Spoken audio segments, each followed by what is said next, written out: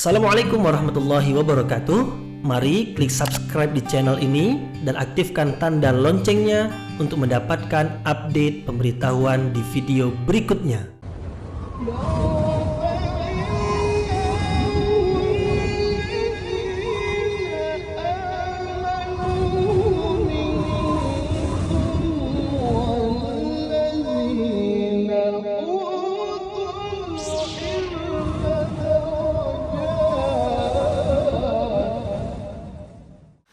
A'udzu billahi minasyaitonir rajim. Bismillahirrahmanirrahim. Assalamualaikum warahmatullahi wabarakatuh.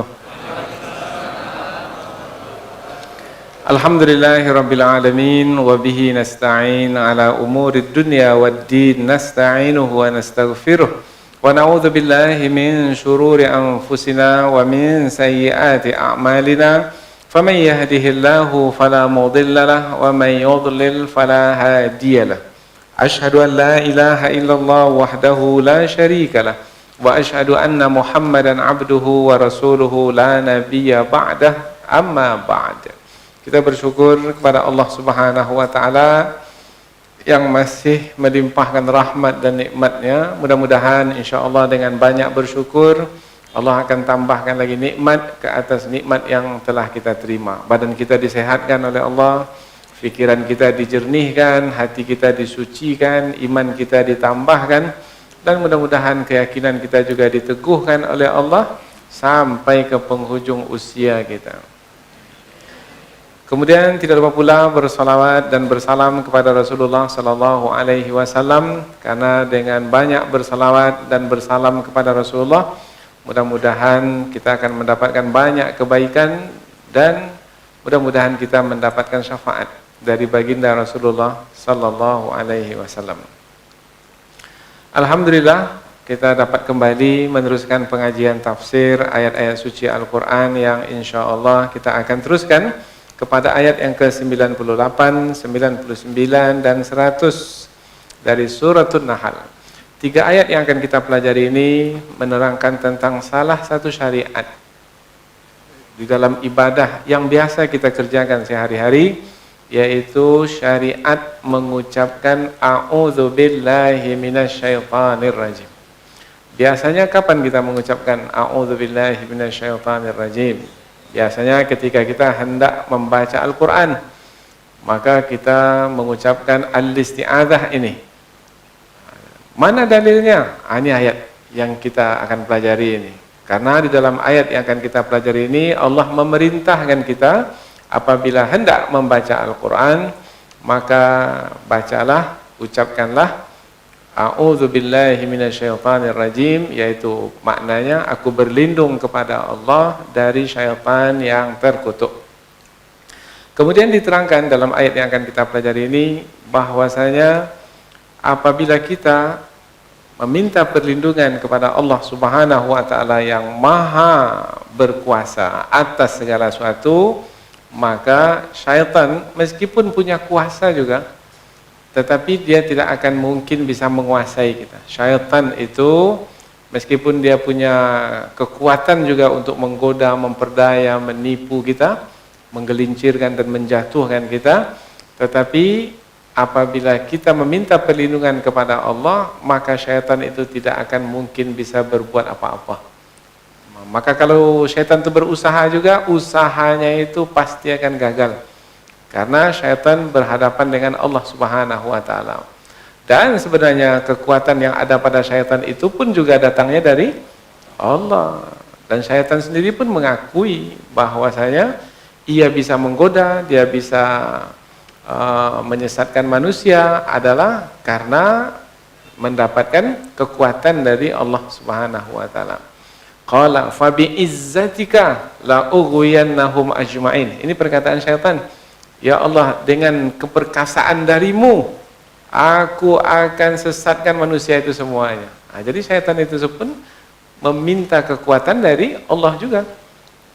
Nah, apabila kita meminta perlindungan dari Allah yang maha berkuasa ke atas segala sesuatu, termasuk ke atas syaitan itu, maka sehebat apapun usaha syaitan itu menggoda, menggelincirkan kita, tidak akan berhasil. Nah, ini disebutkan di ayat yang kedua. Tapi ada tidak orang yang bisa digelincirkan, disesatkan oleh syaitan? Ada. Apa sebab? Sebab orang tersebut tidak meminta perlindungan kepada Allah. Maka syaitan meminta kekuatan dari Allah, orang itu pula mengandalkan kekuatan dirinya sendiri. Nah, tidak meminta perlindungan dari Allah, maka Allah biarkan dia berhadapan dengan syaitan, maka bisa jadi syaitan itu yang menang.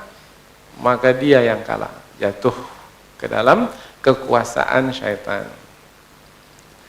Nah, maka disebutkan dalam ayat yang ketiga yang akan kita bahas, 3 ayat ya. Ayat yang ketiga itu Allah menyebutkan, yaitu kekuasaan syaitan itu adalah ke atas orang-orang yang memang menjadikan syaitan itu sebagai kawannya, sebagai temannya. Maka orang-orang itu dikuasai oleh syaitan. Maka orang itu tidak akan mungkin bisa mengalahkan syaitan karena berada dalam kekuasaan syaitan. Kapan kita baru berhasil mengalahkan syaitan? Kalau kita meminta perlindungan kepada Allah yang maha berkuasa atas segala sesuatu. Nah, kita memperakui diri kita lemah. Kita memperakui memiliki keterbatasan. Syaitan itu bisa melihat kita. Kita bisa melihat syaitan. Kan dari sini aja kita udah nampak lemah, terbatas. Nah, bagaimana kita mau berlawan dengan yang tak nampak oleh mata kita? Bagaimana mau mengalahkannya? Sementara dia bisa. Dicarinya kita mana yang dijadikan target pertama. Dekat tiang inilah nampaknya. Dia tahu. Karena dia lihat, ini matanya yang udah sayu-sayu ini target utama ini. Ini tinggal sedikit aja lagi udah ini. Nah, syaitan bisa melihat kita tak bisa. Di mana dia berada sekarang? Maka bagaimana supaya kita bisa terselamat? Sementara musuh kita itu tak nampak oleh mata kita. Kita memohon perlindungan kepada Allah yang maha gaib. Allah yang maha gaib itu melihat syaitan itu. Mampu untuk menghalang syaitan itu. Nah, maka disinilah syariat isti'azah itu menjadi penting. Maka jangan pernah meninggalkan meminta perlindungan kepada Allah. Dulu pernah seorang nabi digoda oleh seorang perempuan yang cantik jelita di Mesir. Dan nabi itu pun juga ganteng tampan. Udah tahu semua rupanya. Qalat, maka berkatalah Zulaikha memanggil Yusuf, "Hai talak, mari ke sini wahai Yusuf." Laki-laki belum berumah tangga, bujang, muda, Masya Allah, kita lihatlah seperti remaja kita pada hari ini, dipanggil oleh seorang perempuan yang cantik jelita, "Hai talak, mari sini." Tak ada orang dalam kamar itu, pintu sudah dikunci, sudah tertutup. Nah, maka apa jawaban Nabi Yusuf alaihi salam? Qala ma'adzallah. Dia berkata, aku berlindung kepada Allah. Kalau tidak berlindunglah kepada Allah, maka akan berada dalam genggaman syaitan. Maka mungkin akan melakukan perzinahan. Tetapi dengan memohon perlindungan kepada Allah, Allah lindungi dari syaitan. Syaitan itu pada hari ini bukan hanya dari kalangan jin ya. Syaitan itu juga dari kalangan manusia. Minal jinnati wan nas. Nah, maka kita minta perlindungan. Qul a'udzu, mohon perlindungan kepada Allah. Aku berlindung kepada Allah. Qul a'udzu birabbin nas, malikin nas, ilahin nas, min syarril waswasil khannas, alladzi waswisu fi sudurin nas. Siapa yang mengganggu manusia itu? Minal jinnati, dari bangsa jin, wan nas, dan dari bangsa manusia. Maka pada hari ini syaitan itu dari kalangan jin dan juga dari kalangan manusia. Syayatinul jinni wal ins. Syaitan dari kalangan jin dan manusia. Bagaimana supaya kita bisa menang melawan syaitan dari kalangan jin dan manusia ini? A'udzu billahi minasyaitonir rajim. Mintalah perlindungan kepada Allah yang maha berkuasa atas segala sesuatu, yang maha perkasa, yang tak akan mungkin ada sesiapa yang bisa mengalahkannya. Inilah 3 ayat yang akan kita pelajari. Ini sebagai muqaddimah saja. Oh, jadi pembahasan kita dalam kesempatan ini adalah tentang syaitan yang memiliki kuasa dalam menggoda, memperdaya, menyesatkan manusia. Tetapi apabila manusia itu meminta perlindungan kepada Allah, maka syaitan tidak akan berhasil. Allah akan memelihara hamba yang meminta perlindungan kepadanya. Siapa contohnya? Para nabi dan rasul dahulu, mereka meminta perlindungan kepada Allah. Maka tak ada syaitan yang berhasil mengalahkan para nabi dan rasul.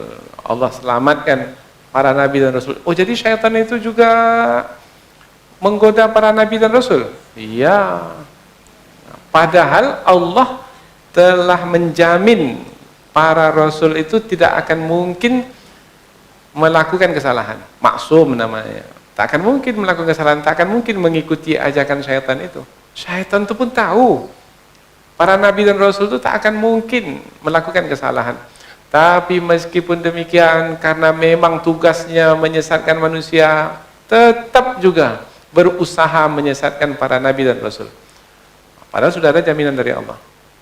Jadi kalau kita ini yang biasa, manusia biasa, tak ada jaminan seperti rasul, maka syaitan lebih bersemangat lagi. Karena ada kemungkinan kita ini mengikuti ajakan syaitan itu. Yang tak ada kemungkinan pun syaitan tetap berusaha. Apalagi kalau yang sudah sejak datangnya sudah sayu-sayu matanya. Sudah. Syaitan lebih bersemangat lagi. Ini tak akan sampai ke akhir pengajian. 5 menit pertama tumbang, kata syaitan. Dia sudah buat target siapa-siapa yang akan menjadi korbannya. Maka bagaimana caranya? Sebelum pengajian nih, jangan lupa a'udzubillahi minasyaitonir rajim. Inilah dia 3 ayat yang akan kita pelajari insyaallah. Sebelum kita membahaskan tentang kandungan ayat melalui tafsirnya, kita akan membacanya terlebih dahulu, kemudian kita terjemahkan secara harfiah, kata per kata. Setelah itu barulah nanti kita akan bahaskan dengan lebih terperinci. Allah Subhanahu wa taala berfirman, A'udzubillahi minasyaitonir rajim, bismillahirrahmanirrahim. فَإِذَا قَرَأْتَ الْقُرْآنَ فَاسْتَعِذْ بِاللَّهِ مِنَ الشَّيْطَانِ الرَّجِيمِ إِنَّهُ لَيْسَ لَهُ سُلْطَانٌ عَلَى الَّذِينَ آمَنُوا وَعَلَى رَبِّهِمْ يَتَوَكَّلُونَ إِنَّمَا سُلْطَانُهُ عَلَى الَّذِينَ يَتَوَلَّوْنَهُ وَالَّذِينَ هُمْ بِهِ مُشْرِكُونَ. Allah berfirman, Fa'idha, maka apabila qara'ta, kamu membaca Al-Quran, fasta'idh, maka berlindunglah. Ini perintah. Billah, kepada Allah, minasyaitan, dari syaitan, ar-rajim, yang terkutuk. Innahu, sesungguhnya dia, syaitan itu, laisa lahu, tidak ada baginya, sultan, kekuasaan, ala, ke atas, alladzina amanu, ke atas orang-orang beriman. Jadi ke atas orang beriman dia tak punya kuasa. Maknanya kalaupun dia punya kuasa, kuasanya itu tak mampu mengalahkan orang-orang beriman. Wa ala rabbihim, dan orang-orang beriman itu kepada Tuhan mereka, yatawakkalun, bertawakal. Jadi kita perlu bertawakal kepada Allah supaya syaitan tidak berhasil menggoda dan menyesatkan kita. Innama, sesungguhnya, sultanuhu, kekuasaan syaitan itu, alal ladzina, ke atas orang-orang yang yatawallawnahu, yaitu yang menjadikan syaitan itu sebagai pemimpinnya. Jadi kalau sudah menjadikan syaitan sebagai pemimpin, maka dia akan mengikut syaitan itu. Siapa contohnya nih yang menjadikan syaitan sebagai pemimpin? Ini langsung saja ini supaya kita mudah faham dari awal nih. Seperti dukun-dukun, bomoh-bomoh tuh. Nah, ahli-ahli sihir, mereka itu menjadikan syaitan itu pemimpin mereka. Maka arahan syaitan itu yang diikutinya. Nah, kalau sudah seperti itu, maka syaitan yang menguasai dirinya dan dia tak punya kekuatan untuk mengalahkan syaitan. Walladzina hum, dan orang-orang yang mereka itu, nah siapa yang dikuasai oleh syaitan itu? Yaitu bihi musyrikun, yaitu mereka yang menyekutukan Allah. Jadi siapa yang menyekutukan Allah dengan syaitan, atau menyekutukan Allah dengan siapapun, dengan apapun, maka orang yang menyekutukan Allah, maka mereka itu adalah orang yang dikuasai oleh syaitan, maka mereka ini adalah orang yang tidak akan mungkin mampu mengalahkan syaitan. Lalu bagaimana supaya bisa mengalahkan syaitan? Maka sudah ada jawabannya, yaitu jangan ikuti kehendak syaitan itu, kemudian mentauhidkan Allah. Nah, itu dua itu. Nah, jadi bukan hanya setakat mengucapkan a'udzubillahi minasyaitonirrajim saja, tetapi juga nyatakan permohonan minta perlindungan dari Allah Subhanahu wa taala itu, yaitu dengan tidak mengikuti kehendak syaitan itu. Syaitan itu pandai menggoda. Nah, oh ini syaitan ini. Maka kita bisa mengetahui itu dari syaitan kalau kita mengetahui syariat. Karena apabila kita mempelajari Al-Quran, hadis, kita mengatakan ini dia syariat Islam, ini yang saya ikuti, ini tak ada yang saya pelajari, tidak ada di dalam Al-Quran, tak ada dalam hadis ini. Oh, bermakna ini adalah bisikan syaitan. Nah, maka kita tidak akan mengikuti ajakan syaitan itu. Kemudian apabila kita mentauhidkan Allah, kita berserah diri, bertawakal kepada Allah, kita berada dalam perlindungan Allah. Siapa yang berada dalam perlindungan Allah, maka tidak akan mungkin dapat dikalahkan atau disesatkan oleh syaitan. Umpamanya kita lah dengan anak kita. Anak kita ini karena badannya kecil, kurus, umpamanya berbanding dengan teman-temannya yang lain, selalu dia ini diganggu oleh teman-temannya. Tapi ketika anak kita ini bersama dengan kita ke sekolah, berani kawan-kawannya mengganggu dia. Nah, apa sebab? Sebab anak kita ini memohon perlindungan kepada kita. Dan apabila ada yang mengganggunya, apakah kita akan biarkan anak kita diganggu? Begitu juga Allah Ta'ala tidak akan membiarkan orang-orang beriman yang memohon perlindungan kepadanya. Nah, inilah dia 3 ayat. Kita baca terjemahan dari awal, kemudian langsung kita akan pindah nanti ke tafsir. Maka apabila kamu membaca Al-Quran, bisa kita terjemahkan nanti dengan tafsir, apabila kamu hendak membaca Al-Quran, maka mohonlah perlindungan kepada Allah dari syaitan yang terkutuk. Sesungguhnya syaitan itu tidak ada kekuasaan baginya ke atas orang-orang beriman dan ke atas orang-orang yang bertawakal kepada Tuhan mereka. Sesungguhnya kekuasaan syaitan itu adalah ke atas orang-orang yang menjadikan syaitan itu sebagai pemimpinnya, dan orang-orang yang menyekutukan Allah, menyekutukan syaitan itu dengan Allah Subhanahu wa taala. Inilah dia 3 ayat yang akan kita pelajari, bermakna berkaitan dengan musuh nyata kita. Karena Allah memberitahukan berulang kali dalam Al-Quran, inna syaitana lakum aduwwum mubin. Wahai manusia, sesungguhnya syaitan itu adalah musuh yang nyata bagimu. Ini semenjak Nabi Adam lagi. Nah, Allah memberitahukan kepada Nabi Adam, ketika itu Nabi Adam sudah ada pasangannya, yaitu Hawa. Inna hadza, wahai Adam dan Hawa, inna hadza, ditunjuklah syaitan. Karena syaitan pada masa itu, iblis, ada juga di dalam surga bersama dengan Nabi Adam dan Hawa. Inna hadza, sesungguhnya syaitan ini, iblis, aduwwun laka, musuh bagimu, wali zaujika, dan juga bagi istrimu. Fala yukhrijannakuma, jangan sampai dia ini mengeluarkan kamu berdua dari surga ini. Minal jannah fatashqa, nanti kamu akan sengsara.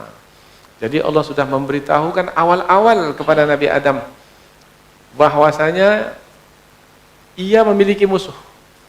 Musuhnya bersama dengannya. tidak jauh darinya, di dalam surga itu juga. Dan Allah memberitahu, ini dia. Ketika disebut hadza bermakna musuh itu tak jauh. Kalau jauh bukan hadza, bukan ini. Kalau jauh zalika. Zalika itu jauh. That. Kalau ini this. Bahasa Inggris lagi kan. Supaya terasa lah bahwasanya musuh itu tak jauh. Jangan dikatakan ketika kita pergi ke masjid kemudian syaitan itu tinggalnya di rumah menunggu nanti kita. Enggak. Dia ikut sekali masuk ke masjid ini. Di mana kita duduk? Di soft paling depan. Dia bukan berada di belakang di sudut-sudut, enggak. Di soft depan juga dia. Sekarang di mana dia? Di kiri kanan kita itu dia. Ini ramai di sini setan ini. Sedang berusaha mengganggu kita. Siapa yang akan menang melawan syaitan, maka beruntunglah. Siapa yang gagal, maka rugilah. Siapa yang gagal, itu yang sibuk dengan handphonenya itu rugi itu. Sudah berada dalam pengajian masih juga lagi balas WA, balas WA. Mungkinkah orang seperti ini dapat memahami dengan baik? Tidak, bercabang pikirannya. Konsentrasi aja belum tentu paham, apalagi bercabang pikiran itu. Maka matikan handphone. Handphone itu ada syaitannya dalam itu. Maka tinggalkanlah. Kalau sudah ke masjid, tinggalkan handphone. Baik, inilah dia 3 ayat yang akan kita pelajari. Kita mulai kajian tafsir kita. Fa idza qara'tal Qur'an, maka apabila kamu membaca Al-Qur'an.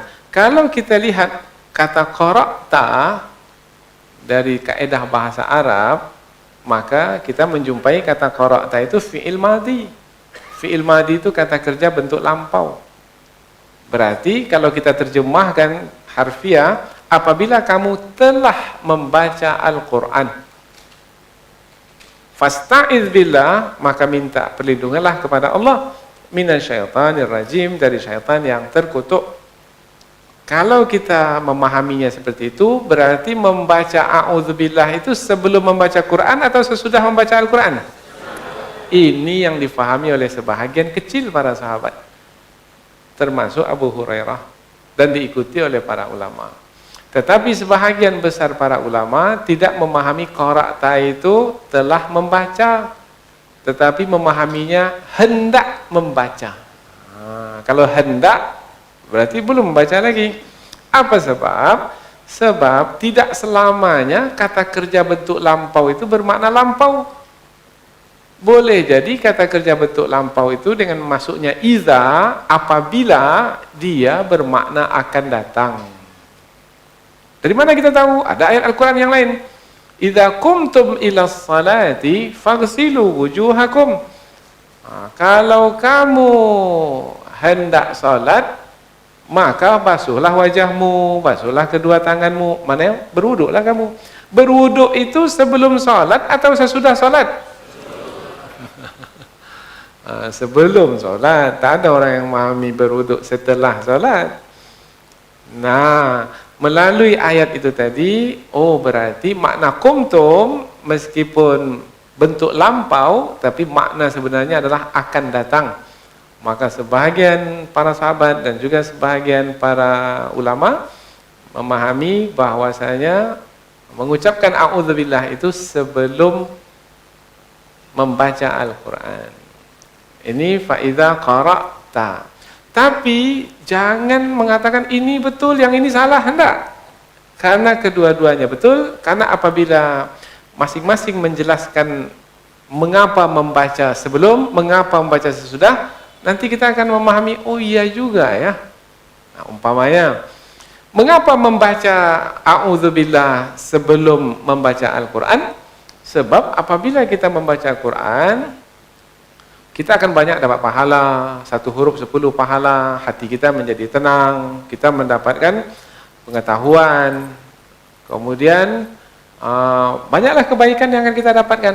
Apakah syaitan itu suka kita mendapatkan kebaikan? Maka mulai dari keinginan untuk membaca saja, maka syaitan akan menggoda. Maka supaya kita tidak tergoda oleh syaitan dari awal, maka kita pun mengucapkan a'udzubillahi minasyaitonir rajim. Bisa diterima enggak tuh? Bisa. Sekarang yang kedua lagi. Membaca a'udzubillah setelah membaca Al-Quran. Sudah selesai baca Quran. Sadaqallahul azim. Ada pula Allahumma arhamna bil Quran. Selesai sudah. Kemudian disambung a'udzubillahi minasyaitonir rajim. Betul atau salah? Kalau ada yang mengamalkannya, kita salah kan? Enggak. Apa sebab? Mengapa? Di mana letak hikmahnya membaca a'udzubillah itu di akhir? Karena boleh jadi seseorang itu setelah membaca Al-Quran ada muncul rasa bangga di hatinya. Ria. Nah, kalau sudah ujub, bangga dengan bacaan Qur'annya, maka apakah dia masih tetap dapat pahala? Tidak, terhapus pahalanya. Siapa yang membisikkan untuk berbangga itu? A'udzubillahi minasyaitonir rajim. Kalau begitu ada alasan juga. Yang membaca setelah membaca a'udzubillah setelah membaca Quran, ada. Maka kalau ada orang membaca a'udzubillah setelah baca Quran, jangan salah kan? Bermakna dia mengamalkan pandangan Abu Hurairah radhiyallahu anhu, dan itu sahabat Nabi yang banyak meriwayatkan hadis. Siapa yang berani menyalahkan Abu Hurairah? Tak ada yang berani. Ilmu belum seberapa menyalahkan Abu Hurairah pula. Mengaji baru kemarin di sini. Nah, sudah berlagak seperti ulama besar pula. Tidak. Nah, itu tafsiran para ulama. Tapi memanglah sebahagian besar para ulama berpendapat mengucapkan a'udzubillah itu sebelum. Apa sebab? Ada ayat yang lain yang menguatkannya. Wa imma yanzaghannaka minasyaitani nazghun fasta'iz billah. Kalau kamu merasa dibisik, digoda, diwaswaskan oleh syaitan, maka ucapkanlah a'udzubillah. Oh, berarti di awal karena ada nanti akan datang bisikan-bisikan ketika kita membaca Al-Quran. Kadang-kadang baca Quran itu semangat itu di 2-3 baris saja. Turun ke baris berikutnya lagi, itu sudah mulai.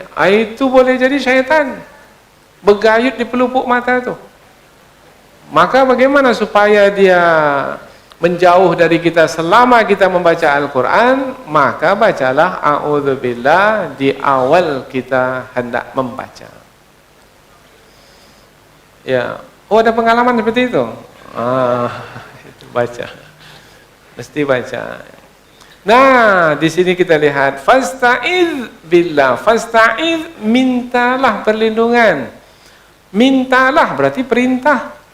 Nah, perintah ini hukumnya wajib atau sunat? Kalau wajib berarti berdosa kalau tak mengucapkan a'udzubillah. Maka Imam At-Tabari dalam tafsir beliau, dan ini dikutip kembali oleh Imam Ibnu Katsir dalam tafsir beliau, bahwasanya para ulama ijma' bersepakat hukumnya bukan wajib. Jadi perintah di sini bukan perintah menerangkan wajib, tapi perintah di sini perintah menerangkan sunat. Karena ini kaidah di kalangan para fuqaha, ahli-ahli fikih dalam menetapkan hukum, bahwasanya tidak semua perintah itu hukumnya wajib, tetapi ada juga perintah itu hukumnya sunat. Umpamanya ziarah kubur itu wajib atau sunat? Sunat. Kalau tak ziarah kubur berdosa kalau wajib. Nah, padahal di dalam hadis Nabi itu bentuknya perintah, fazuruha.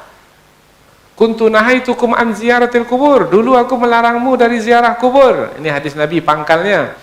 Tetapi ujungnya fazuruha. Sekarang ziarahlah ke kubur. Nah, ziarahlah ini kan perintah. Nah, jadi apakah perintah ini hukumnya wajib? Tidak. Ada kalanya perintah itu wajib, tapi ada kalanya perintah itu sunat. Maka perintah yang di dalam ayat ini hukumnya sunat. Kalau sunat ada pahalanya. Jangan disia-siakan, langsung baca Quran saja, hilang peluang dapat pahala. Meskipun hukumnya hanyalah sunat, tidak sampai ke wajib.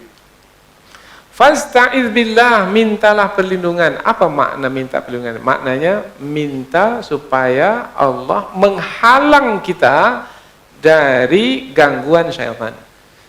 Syaitan itu senantiasa, setiap saat, tanpa putus,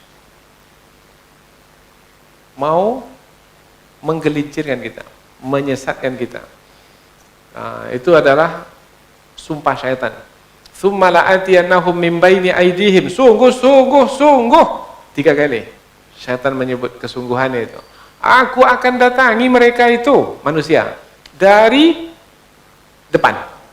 Kalau tak berhasil dari belakang. Kalau tak berhasil dari kanan. Kalau tidak berhasil dari kiri. Nah, ini syaitan menyebut 4 arah ini. Berarti setiap saat syaitan itu goda. Nah, kapan baru syaitan ini tidak berhasil menggoda, menyesatkan kita? Kalau kita memohon perlindungan kepada Allah. Allah lindungi, maka syaitan tidak dapat berhasil menggoda kita.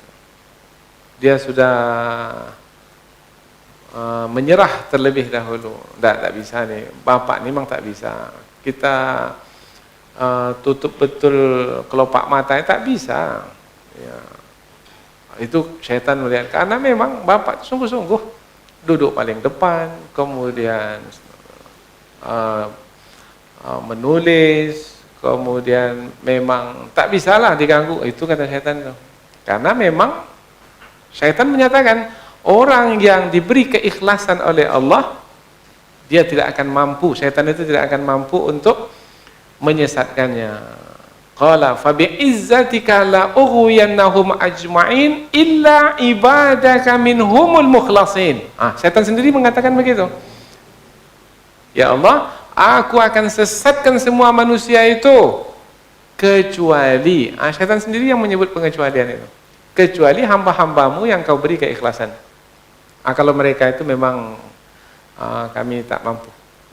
Tapi meskipun syaitan menyatakan tak mampu, tapi tetap juga berusaha, tetap juga. Tadi yang kita sampaikan tadi, kepada para rasul pun syaitan tetap berusaha. Nah, karena memang tugasnya seperti itu. Bahkan ada hierarki juga rupanya syaitan itu. Ada bos-bosnya juga, pimpinannya juga. Maka yang di bawah itu diperintah oleh yang di atasnya. Diperintah lagi yang di atasnya sampai moyangnya yang memerintah, induk angkangnya. Nah, itu yang paling tinggi sekali, yaitu iblis. Maka mereka yang diperintah di bawah itu takut kalau tidak menjalankan tugasnya. Maka mereka itu senantiasa, setiap saat, tanpa henti. Bukan ketika kita bangun saja ya. Ketika kita tidur pun syaitan datang untuk mengganggu kita. Pernah tidak mimpi buruk? Itu dari syaitan. Maka Rasulullah mengatakan ar-ru'ya salasah, mimpi itu 3 jenisnya. Minallah, dari Allah, itu mimpi yang baik-baik. Wa minasyaitan, dan dari syaitan. Jadi syaitan itu bukan hanya ketika kita bangun saja dia datang, enggak. Ketika kita tidur pun dia datang. Dalam mimpi. Kemudian yang ketiga adalah mimpi itu bisa jadi dari diri kita sendiri. Karena siang hari selalu mengingat kebun sawit, akhirnya mimpinya berkebun sawit. Contohnya, contoh mudah. Nah, yang kita ambil tadi itu adalah syaitan itu tak pernah berhenti menggoda. Siang malam, kita bangun, kita tidur, dalam keadaan kita senang, kita dapat rezeki, dia goda kita. Ketika kita susah ditimpa musibah pun dia datang menggoda kita. Maka berhati-hati, berwaspada, karena syaitan tidak pernah berhenti menggoda dan menyesatkan kita. Maka bagaimana caranya supaya kita berhasil menang, melawan, menghadapi syaitan? Mintalah perlindungan kepada Allah. Fasta'iz billah minasyaitanir rajim, dari syaitan yang terkutuk. Syaitan disebut syaitan dari kata syatana. Syatana itu maknanya buruk. Jadi syaitan itu yang buruk. Yang buruk apanya yang buruk? Syaitan itu yang buruk rupanya. Rupa syaitan itu buruk. ini kulit ini berbulu, kemudian kuku-kukunya panjang, cakar-cakarnya, lidahnya menjulur, kemudian telinganya menjulai, rambutnya panjang, matanya keluar bola apinya. Pernah lihat setan? Belum kan? Tapi disebutkan sifat-sifatnya seperti itu, apanya itu, fisiknya itu. Siapa yang melihatnya akan merasa takut. Maka kalau tak pernah melihatnya, alhamdulillah, berterima kasih. Bersyukurlah kepada Allah. Dan jangan minta-minta supaya dapat melihat syaitan.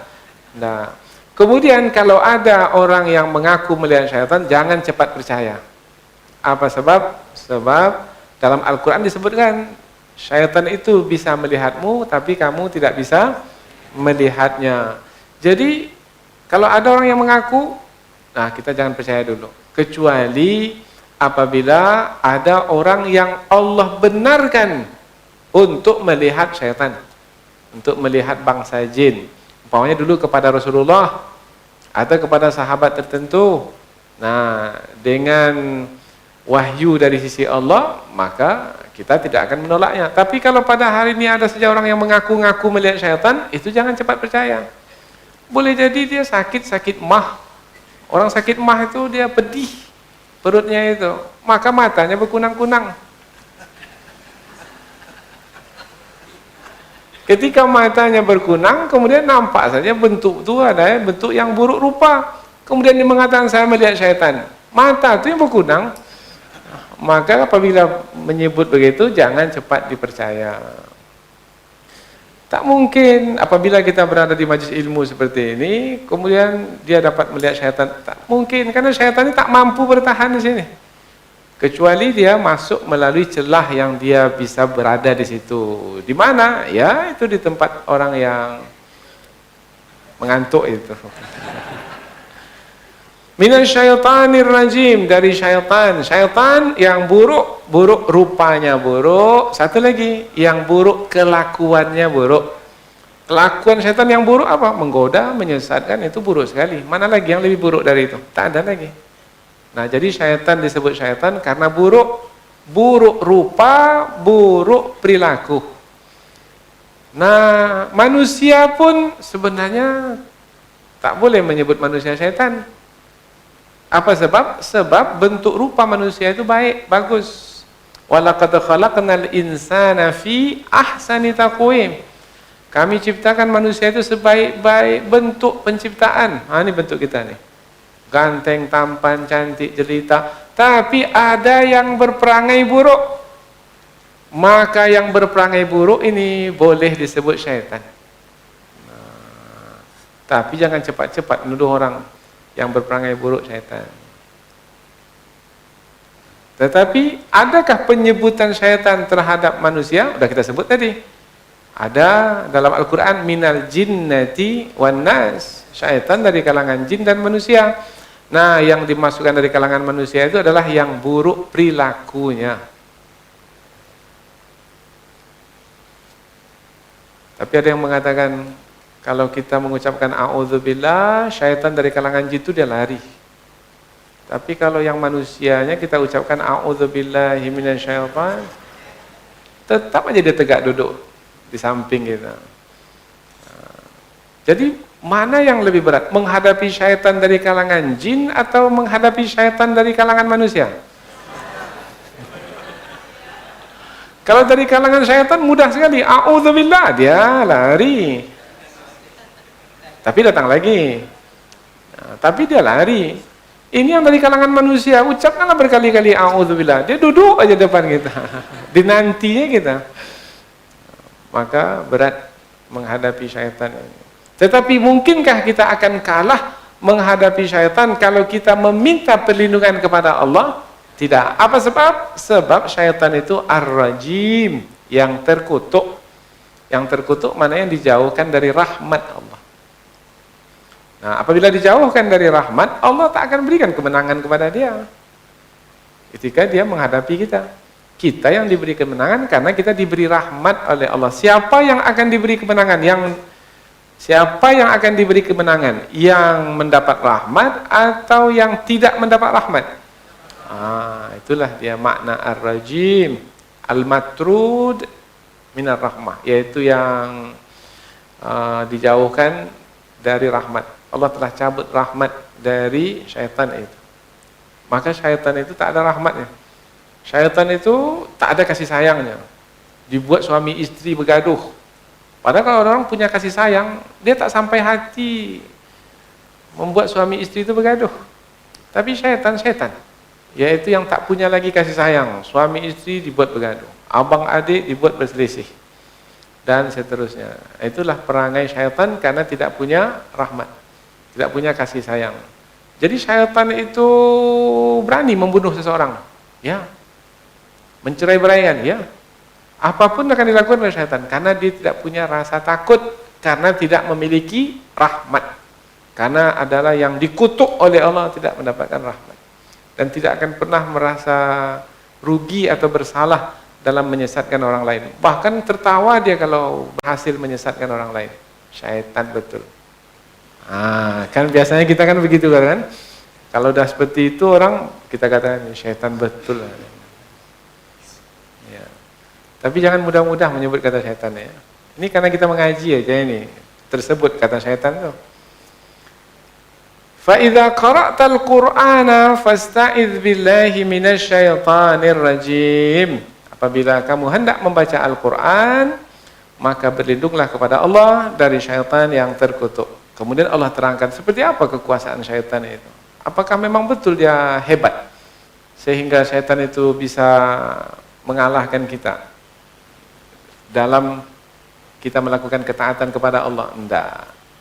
Innahu laisa lahu sultan. Allah menjelaskan betapa lemahnya syaitan itu sebenarnya. Kuasanya terbatas sekali kalaupun dia ada, punya kuasa. Sesungguhnya tidak ada kuasanya, dia ada kuasa. Tetapi kuasanya itu tidak ada alal ladzina amanu, atas orang-orang beriman. Jadi tak ada kuasanya atas orang beriman. Kalau kita sholat 5 waktu, menjalankan kewajiban dan ketaatan, membuktikan diri sebagai orang beriman, membaca Quran, berzikir, maka syaitan tak akan mungkin mampu untuk menguasai kita. Tak akan mungkin. Ini rasanya ada syaitan nih jalan-jalan dalam tubuh saya ini. Tidak, itu perasaan aja itu. Ya, saya minta diruqyah lah, tak perlu diruqyah. Karena apabila kita beriman kepada Allah, sholat 5 waktu tak tinggal, kewajiban kita laksanakan, syaitan tak mampu menguasai kita. Tapi syaitan bisa masuk ke tubuh kita. Bisa ke tubuh siapa? Ke tubuh orang yang tak beriman. Atau orang yang tipis iman, yang kadang-kadang imannya itu tak ada, hilang dari dirinya. Orang seperti itu baru syaitan masuk ke tubuhnya. Orang seperti itu yang perlu diruqyah. Orang yang selalu sholat 5 waktu tak perlu diruqyah. Lalu kalau dia merasa itu, karena dia belum makan lagi angin dalam badannya. Kita ini cepat-cepat mengatakan, ini rasanya ada syaitan dalam tubuhnya ini. Pergi ruqyah. Akhirnya banyak orang antri untuk diruqyah. Kesian ustadz yang meruqyah tuh. Belum selesai satu, datang pula satu lagi pasiennya. Padahal pada masa Rasulullah dahulu tak seperti itu ya, tak ada lembaga ruqyah, maka sahabat pun tidak ada. Kalau sekarang ini di masjid ini ada ruqyah, di masjid ini ada ruqyah. Allah, kesian ustaz meruqyah. Lalu tak perlu, kalau kita beriman kepada Allah, syaitan tak mampu. Ini dia ayatnya. Innahu, sesungguhnya syaitan itu laisa lahu, tidak ada baginya sultan, kekuasaan, alal ladzina amanu, atas orang-orang beriman. Kami kadang-kadang tertantang juga. Seperti beberapa waktu yang lalu, kita kan buka karantina itu kan di tengah-tengah kebun sawit kan. Ya, jauh dari pemukiman kampung. Kemudian ada satu peserta itu mengigau di tengah malam.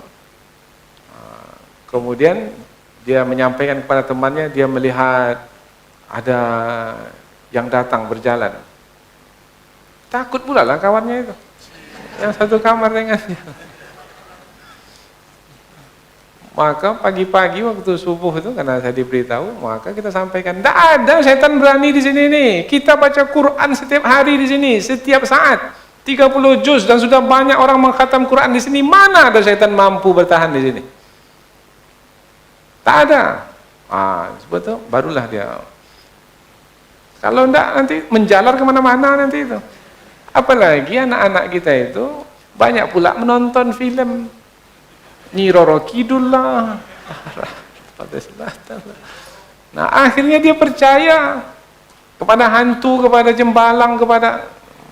Maka kita katakan tidak. Kalau kita membaca Quran, sholat 5 waktu, kita beriman kepada Allah, apalagi kita berpuasa Senin Kamis, berzikir, apalagi dalam keadaan berwuduk, tak mungkin dia datang. Lalu yang terlihat itu apa Ustaz? Kamu lapar. Maka ketika itu mata berkunang, atau kamu merasa terbeban, stres. Kawan-kawan sudah banyak menyetorkan hafalan, kamu tidak. Maka kamu terbeban. Ketika terbeban itu, perasaan itu, emosi itu. Nah ketika itu macam-macam berlaku. Kamu perturutkan pula, iyalah, jadilah kamu korban setan itu. Sudah, berhenti, jangan sampai begitu lagi. Bismillah. Dah, kalau udah seperti itu, dah hilang, selesai. Ini dikait-kaitkannya, ini karena di tengah kebun sawit ini. Pandai pula dia membantah. Maka tidak. Kalau syaitan itu memang ada di sini dan dia berhasil mengganggu, saya yang pertama kali diganggunya. Karena saya yang mengumpulkan orang baca Quran di tempat ini. Tapi alhamdulillah tak ada saya apa-apa. Alhamdulillah. Itu untuk meyakinkan mereka. Karena mau diterangkan ayat ini, dia tak sampai lagi ke sini kan. Maka untuk meyakinkannya kembali itu, maka mesti kita menyampaikannya seperti itu. Innahu laisa lahu sultan, sesungguhnya tidak ada baginya, bagi syaitan itu kekuasaan. Sultan di sini kekuasaan. Maka orang yang berkuasa digelar dengan sultan. Sultan Syarif Kasim. Mana dia berkuasa dahulu di kerajaan sini, kerajaan Siak, Sri Indrapura. Sultan maknanya yang berkuasa, kekuasaan. Innahu laisa lahu sultan. Tapi sultan ini, tadi saya membaca tafsir Syekh Asy'arawi. Sultan ini dikata as-salit. Makna as-salit itu minyak lampu, minyak pelita, minyaknya itu, minyak. Biasanya dulu lampu pelita itu kan ada sumbunya kan, sumbu. Nah hidupnya sumbu itu adalah karena sumbu itu dia bersambung ke tempat minyak di bawahnya. Kalau lah pendek sumbunya itu, pendek sumbu mah. Nah, maka tak sampai dia ke minyak, maka api enggak hidup. Kapan baru api itu hidup? Kalau sumbu yang menyalakan api itu dia sampai ke minyak. Jadi sebenarnya yang menentukan pelita itu hidup mati itu sumbu itu atau minyak tuh? Minyak. Maka ada nyanyi kan, kalau minyak sudah habis, nah maka matilah pelita itu, lampu itu. Kita kalau dah umur dah habis, matilah kita. Jadi yang menentukan itu adalah minyak itu. Nah, berarti yang menentukan itu sultan itu. Sultan, jadi menentukan as-salit, minyak, itulah yang menjadi sebab lampu itu hidup. Begitu juga yang membuat berhasil syaitan itu menyesatkan adalah sultan. Nah, maka diterjemahkan kekuatan, kekuasaan. Tetapi kekuasaan syaitan itu tidak ada ke atas orang-orang beriman. Ada dia punya kekuasaan? Ada. Tapi tak berkuasa ke atas orang beriman. Dia yang kalah. Orang beriman menang melawan syaitan. Wa ala rabbihim yatawakkalun, dan juga tidak ada kekuasaannya ke atas orang-orang yang bertawakal kepada Allah. Kita bertawakal, kita berserah diri kepada Allah. Maka insya Allah bismillah, tawakkaltu ala Allah. Ketika kita keluar rumah itu, bismillah, dengan memohon pertolongan kepada Allah, menyebut namanya, tawakkaltu 'ala Allah, aku berserah diri kepada Allah. Kita berjalan. Ada nanti orang yang akan mengganggu, menggoda kita. Bismillah, tawakkaltu. Insyaallah gangguan itu tak akan mungkin berhasil. Insyaallah. Mudah-mudahan. Karena siapa yang bertawakal kepada Allah, fahuwa hasbuh. Wa may yatawakkal 'ala Allah, fahuwa hasbuh. Kalau siapa yang bertawakal kepada Allah, siapa yang bertawakal kepada Allah, maka cukuplah Allah untuk melindunginya. Nah, kalau Allah yang melindungi, siapa yang mampu ganggu? Sama seperti anak tadi. Kalau ada ayahnya yang melindunginya, siapa yang mampu ganggu anak nih? Tak ada yang berani.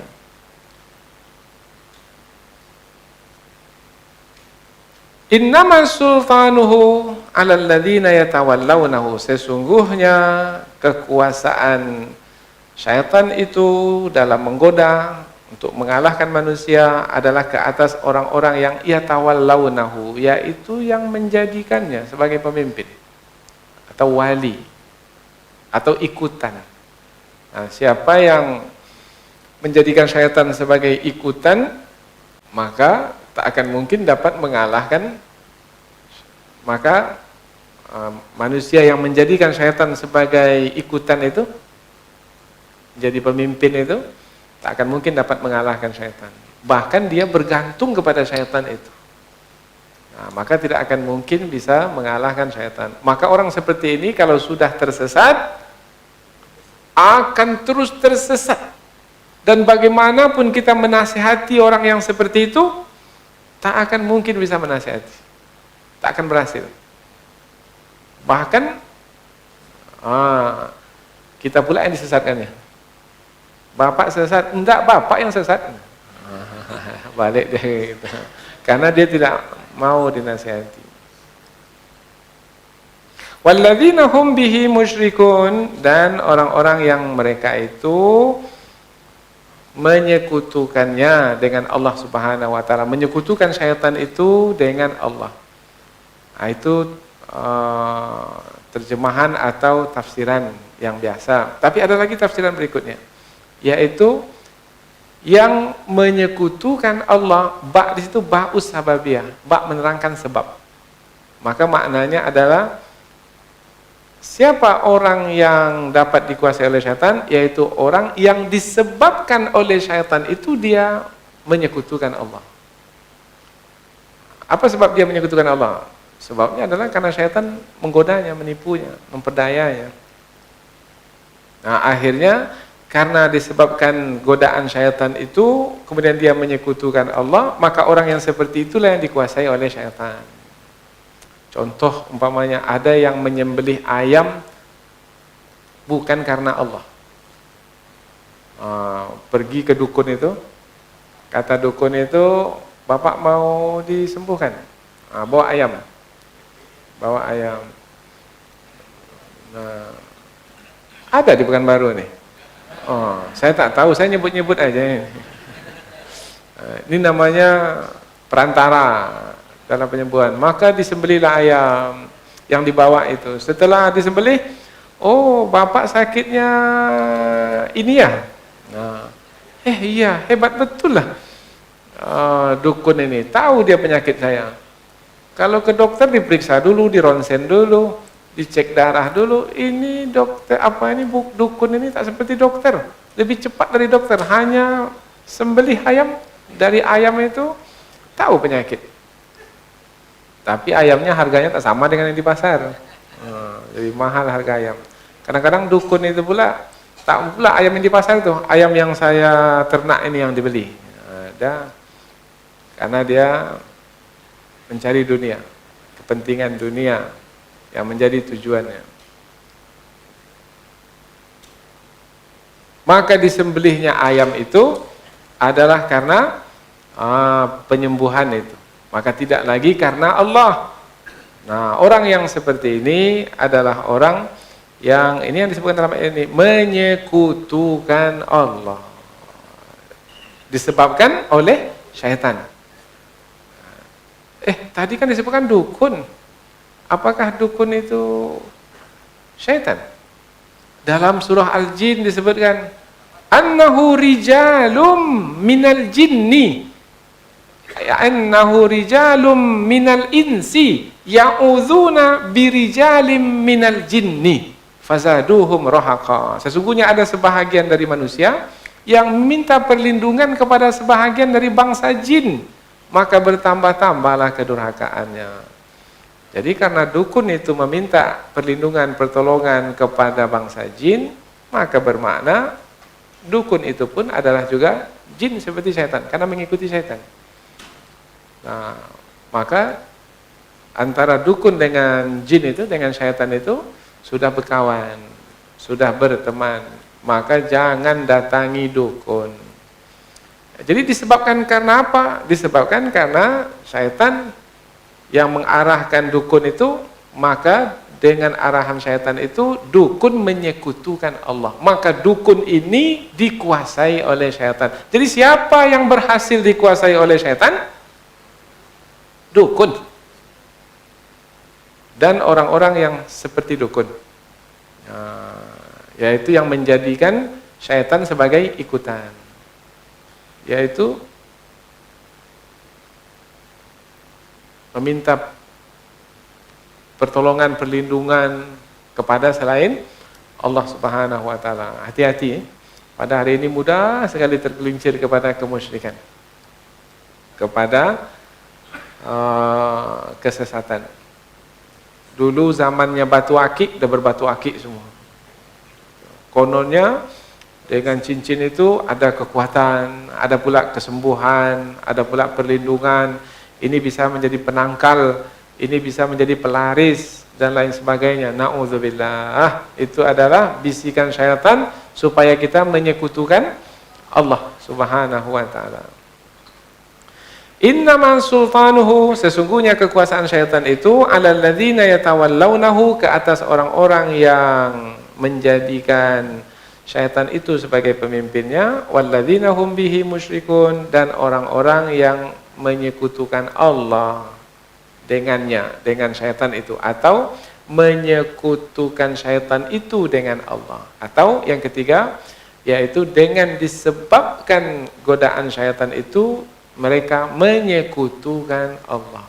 Mereka itulah yang berhasil diganggu oleh syaitan, yang berhasil disesatkan oleh syaitan. Lalu tak ada pilihan lain. Kalau memang kita mau menang menghadapi syaitan, dan supaya syaitan tidak berhasil mengalahkan kita, menyesatkan kita, maka bagaimana? Fasta'iz billah, mohonlah perlindungan kepada Allah. Bagaimana cara memohon perlindungan kepada Allah? Dengan mantra-mantra, jampi-jampi, dengan sesajen, dengan mendatangi pohon besar, batu besar. Tidak, yaitu dengan mudah sekali ucapkan a'udzubillahi minasyaitonirrajim. Senang sekali ya. Maka nggak usah susah-susah. Ini susahnya lagi suruh kumpulkan benang 7 warna. Kemudian ada yang gelap pula di belakang. Pernah melakukan. Ada yang mengumpulkan air 7 muara. Kemudian ada lagi sari bunga 7 bunga. Perkara 7. Kemudian dimasukkan dalam satu kantong, kemudian digantung di tiang tengah rumah dekat batu kerawang. Di mana lagi? Allahu Akbar. Ini adalah syirik. Tangkal-tangkal seperti ini adalah perbuatan menyekutukan Allah.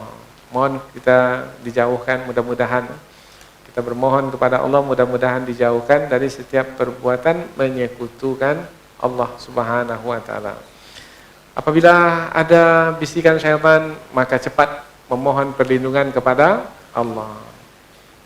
Fasta'id billahi minasyaitonir rajim. Mudah-mudahan apa yang kita pelajari ini ada manfaatnya. Subhanakallahumma wa bihamdika asyhadu an la ilaha illa anta wa astaghfiruka wa atubu ilaik.